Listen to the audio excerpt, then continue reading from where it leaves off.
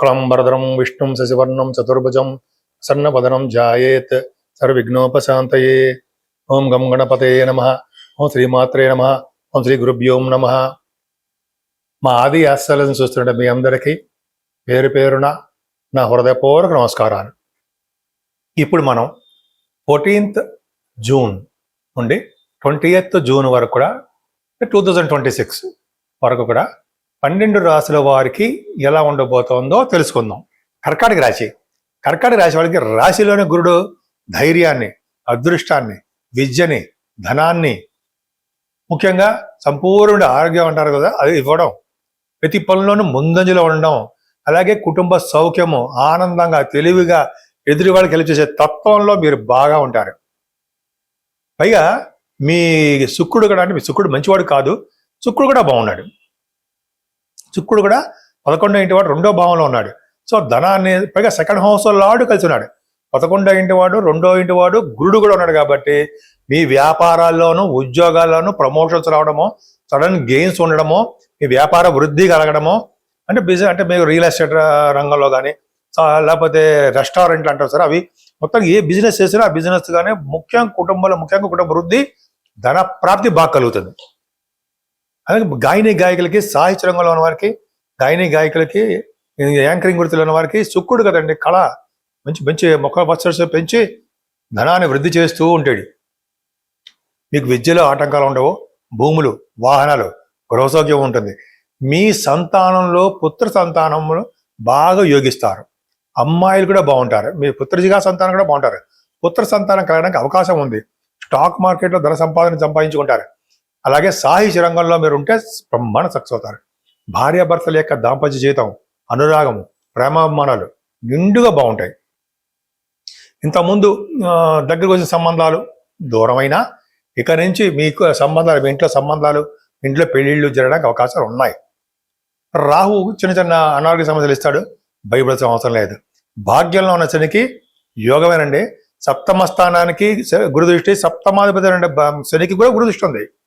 గురు దృష్టి వలన తీర్థయాత్రలు, దైవ దర్శనాలు, ఉన్నతమైన విద్యరీత్యా వెళ్ళడాలు, విదేశాలకి, ఒక గ్రామాన్ని వదిలిపెట్టి దూర ప్రాంతాల్లో నివసించడం జరగడానికి అవకాశాలు ఎక్కువ. మీకు భాగ్యస్థానంలో కూడా రాజకీయ రంగంలో కూడా మీకు పదవులు ఇవ్వడానికి అవకాశాలు ఉంటాయి. అత్యంత రాజయోగారుడు కుజుడు అద్భుతం కదండి. పంచమాధిపతి, దశమాధిపతి, అంటే దశమ స్థానంలో కుజుడు అంటే ఐఏఎస్ ఆఫీసర్లు అవుతారు. అంటే జనరల్గా శాస్త్రం చెప్తుంది అనుకోండి. అలా మీ ఆ గ్రూప్లో ఉంటే సివిల్ సర్వీసెస్, గవర్నమెంట్ సర్వీసెస్, వాటిలో మీరు రాణించడము, ప్రభుత్వ రంగ సంస్థల ఉద్యోగాలు ఆడవాళ్ళకి చెప్తాను ఉంటాయి, అవకాశాలు ఎక్కువ ఉండడము, రియల్ ఎస్టేట్ రంగ వ్యాపారాలు బ్రహ్మాండంగా ఉండడము, అలాగే ఈ సాఫ్ట్వేర్ అద్భుతంగా ఉంటారు. మీ రాశ్యాధిపతి ఉచ్చస్థితిలో 14 లేడు, బ్రహ్మాండంగా మీ వృషభ రాశిలో ఉన్నాడు. కాబట్టి ధనప్రాప్తి బాగా కలుగుతుంది. రవి బుధులు వ్యయభావం ఉన్నారంటే మీకు డబ్బు బాగా ఖర్చు పెట్టడం తెలుసు. డబ్బును కూడా ఆదా చేయాలి. ఆదాయంతో కలిగి ఉంటే ఆదా చేయడం మీకు బాగా తెలుసండి. అలాగే తీర్థయాత్రలు, దైవ దర్శనాలు చేయడం కోసం మీరు డబ్బు ఖర్చు పెడతారు. నేను మీ డాక్టర్ బాడ్రి ఆదినారాయణరావు అండి.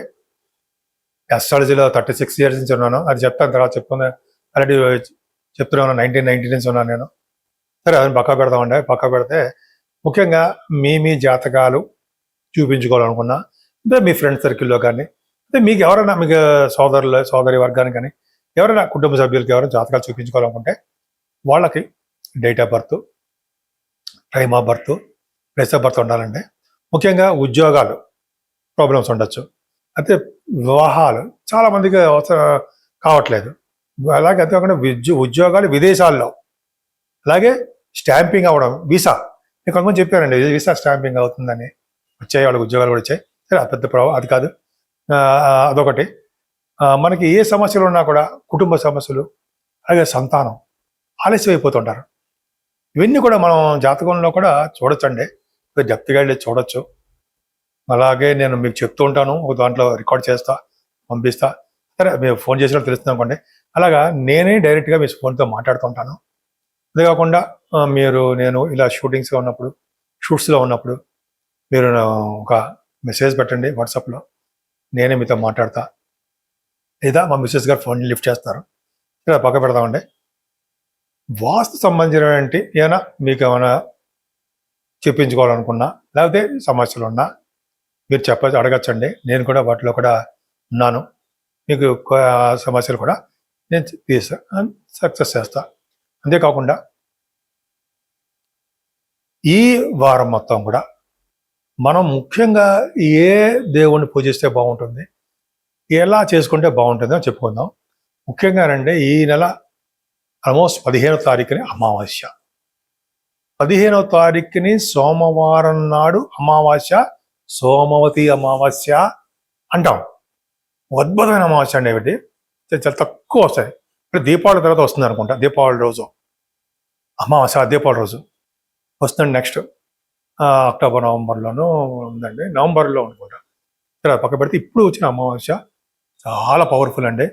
సోమవారం పూట వచ్చే అమావాస్య కాబట్టి కథ చదువుకోవడము, మనకి యూట్యూబ్లో కూడా ఉంటాయి. కథ చదువుకోవడము, అక్షంతలు వేసుకోవడము, ఆ రోజు ఫాస్టింగ్ ఉండడము. ఫాస్టింగ్ అంటే మార్నింగ్ అంతా తినకుండా ఫ్రూట్స్ తినచ్చు, ఈవినింగ్ మీరు ఏదైనా తినచ్చు, భోజనం కూడా చేయొచ్చు అనుకోండి. ఆ రోజు అమావాస్య శివుని పూజించాలి. ఇప్పుడు కూడా అమావాస్య రోజు శివాభిషేకాలు చేసుకున్న వారికి, చెరుకు రసంతో పూజ చేసేవారికి ధనప్రాప్తి కలుగుతుంది. విభూతితో పూజ చేసే, పూజలు అంటే అభిషేకం అని అర్థం. శివుడికి విభూతితో పూజ చేసేవాడికి ధనప్రాప్తి కలుగుతుంది. ఎంత బాగుంటుందంటే శివుడికి అభిషేకం అంటే మల్లెపూలతో పూజ చేసేవారికి కుటుంబ వృద్ధి కలుగుతూ ఉంటుంది. లేదా తర్వాత చెప్పుకుందాం అనుకోండి, అమావాస్య పూట స్వామివారిని అభిషేకిస్తూ ఉండి లక్ష్మీ అమ్మవారిని కూడా పూజిస్తే మారేడు దళాలతోటి, మారేడు దళాలని అమ్మవారు ఉంటారు కదండి, అమ్మవారిని పూజించిన, శివుడిని పూజించిన అద్భుతమైన ఫలితాలు ఉంటాయి. నిజంగా ఎన్ని కష్టాలు ఉన్నా సరే ఆ కష్టాల నుంచి బయటపడిపోతాం. ఉద్యోగ సమస్య, పెళ్లి సమస్య, అనేక రకాల సమస్యలు, సంతాన సమస్య, అవునా, కోర్టు సంబంధించిన విషయాలు, సమస్యలు, ఇవన్నీ కూడా సమస్య పోతాయి. ముఖ్యంగా చాలా దేవాలయాలు అండి. సపోజ్ మనం గణపతి సత్యనారాయణ స్వామీజీ వారు పడమట అనుకుంటాం, నేను చేయిస్తుంటా. అక్కడ అమావాస్య పూట కూడా హోమం చేస్తారండి. హోమాలు నేను ఉదాహరణ చెప్పాను అనుకోండి. ఉదాహరణ అంటే నిజంగా కరెక్టే. అక్కడ హోమం చేస్తుంటారు. అమ్మ బాబోయ్, మనం ప్రత్యక్షంగా ఉన్నప్పుడు పరోక్షంగా చేయించుకుంటూ ఉంటాం. అక్కడ చేయించుకుంటే మాత్రం అమావాస్య, సోమవతి అమావాస్య రోజు ఎక్కడ మన ఇష్టం, మనం ఎక్కడైనా చేయించుకోవచ్చు అనుకోండి. ఎక్కడ చేయించుకున్నా ఆ పవరు చాలా బాగుంటుందండి. హోమాలు చేస్తారు కదండి, చండీ హోమం చేస్తుంటాంగా అమ్మవారికి, అది పవర్ఫుల్ అండి. పౌర్ణమి పూట చేస్తుంటాం కానీ అమావాస్య పూట చేసే హోమం పవర్ఫుల్. పౌర్ణమి చేసేది పవర్ఫుల్ కాదా అనుకోండి, అక్కడ కూడా పవర్ఫులే. ఇంకా చాలా దేవాలయాల్లో కూడా ఆంజనేయ స్వామి వారికి హోమం చేస్తారండి. నేను చాలా చోట్ల విన్నాను. అంటే మన జనరల్గా ఇక్కడ మనకి హైదరాబాద్లో కేకే టవర్స్ దగ్గర చేస్తుంటారు. ఆయన చిన్నపాటి ఆంజనేయ స్వామి గుడి ఉంది, బ్రహ్మాండంగా, అంటే యూసఫ్ కూడా అనుకోండి. అది మాత్రం చాలా చాలా పవర్ఫుల్ అండి. ఆయన దక్షిణముఖంగా ఉంటారు ఆయన. నేను ఎప్పుడు వెళ్ళి అక్కడ చేయించుకుంటూ ఉంటా. నేను కానీ మన కొంతమంది సభ్యులు ఉంటారు, వాళ్ళకి చేయించుకుంటూ ఉంటాం. వాళ్ళు తక్కువ డబ్బులతోటే, కానీ అంతా ఇంత కాదు, పవర్ఫుల్. ఆ రోజు అమావాస్య పూట పవర్ వచ్చింది కాబట్టి మనం ఏమాత్రం అవకాశం ఉన్నా వదలకండి. మీరు ఎక్కడున్నా సరే శివాభిషేకాలు ప్లస్ ఆంజనేయ స్వామి వారికి అభిషేకాలు చేయించుకుంటూ అమ్మవారి దర్శనాలు ఎప్పుడు మర్చిపోకూడదండి. అమావాస్యగా పూట అమ్మవారిని కుంకుమ పూజ కానీ, లేకపోతే అభిషేకాలతో కానీ, లేకపోతే హోమాలతో కానీ పూజించిన వారికి అరిష్టాలన్నీ తగ్గి పైగా సంపూర్ణ ఆరోగ్యవంతులుగా ఉండడమే కాకుండా అన్ని రంగాలను ముందంజలో ఉండే ధైర్యంగా ప్రసాదిస్తుంది ఆవిడ మాత్రం. కాబట్టి ఈ 12 రాసుల వారికి చెప్పదగ్గ అంశం ఏంటంటే ఈ అమావాస్యని సద్వినియోగం చేసుకోండి. పైగా అధిక మాసంలో వచ్చేటువంటి అమావాస్య అనేది చాలా 100 రెట్లు, చాలా రెట్లు అంటే 100 రెట్లు ఫలితాలు అధికంగా ఉంటాయని చెప్పి మన గురుగారులో మన పీఠాధిపతులు చెప్తూనే ఉన్నారు మనకి. కాబట్టి మనం చేసుకుందామండి, మనం ధన్యులు అవుదాం.